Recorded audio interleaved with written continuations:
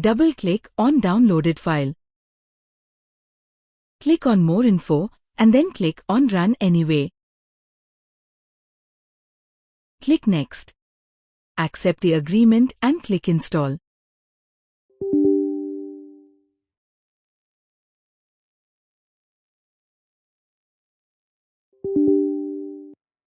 Here USB is already selected.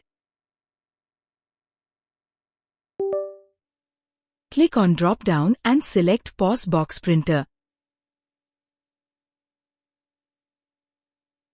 Click on Install. Printer installation is completed. Now go to Settings. Click on Bluetooth and Devices.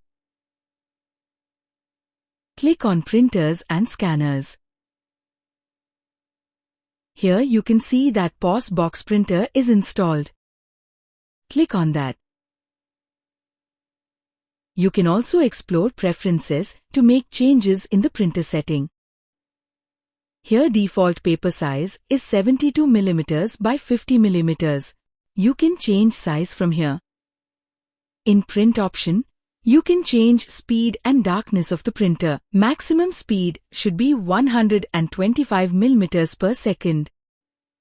Setting option can be used if there is an issue with label alignment.